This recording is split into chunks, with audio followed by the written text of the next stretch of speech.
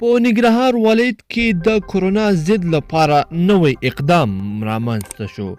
ژوند د ننګرهار والي شاه محمود میاخیل د کورونا پر وړاندې کوم نوی اقدام وکړ د چې څه یې کړي دي په همدغه ویډیو کې را سره کتلی شئ. درنو لیدونکو السلام علیکم.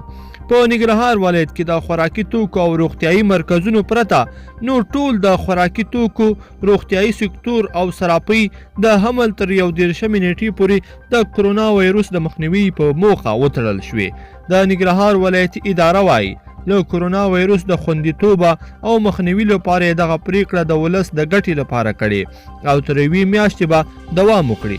د ننګرهار والي شاه محمود میاخیل وایي هغه هټۍ چې تړل کیږي د جایداد څښتن به ترې کرایه نشي اخیستی او که اړتیا شوه دغه محدودیت به نور هم وغځوي.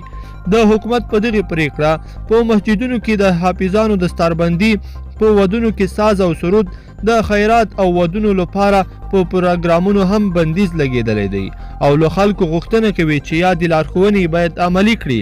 ولایتي چارواکي وایي دغه پریکړې د ولس په ګټه کړې ده او له خلکو غوښتنه کوي چې پرته له ضرورته له کوره ونه وځي. د ننګرهار ولایت یو شمېر اوسېدونکي وایي د دغو پریکړې هرکلی هم کړی دی خو غوښتنه کوي چې ولایتي اداره دې د لومړنیو خوراکي توکو بیې کنټرول کړي او زیاتوي چې د هغو خلکو په ګرځېدو دې هم بندیز ولګوي چې پرته له ضروره کار له کورونو څخه راوځي. دوی وایي سره له دې چې یو شمېر بېوزله او غریب خلک اقتصادي زیان ویني خو غوښتنه کوي چې حکومت دې په دې ښار کې بیې هم کنټرول کړي. دوی بیا وایي د دغه پریکړې سره د هغو خلکو کاروبار هم بند شو چې د ورځې یوازې همدومره پیسې پیدا کولې چې خپله شپه پرې سبا کړي.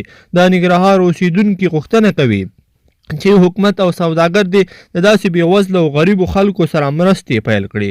په ورته وخت کې په کونړ او لغمان ولایتونو کې هم یو شمېر بې ضرورته هټۍ تړل شوي دي او هلته هم خلکو غوښتنه کړې ده چې مرستې دې ورسره وشي.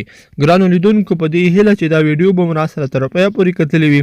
که مو ویډیو خوښه شوې ویډیو لایک کړئ او چینل هم سبسکرایب کړئ.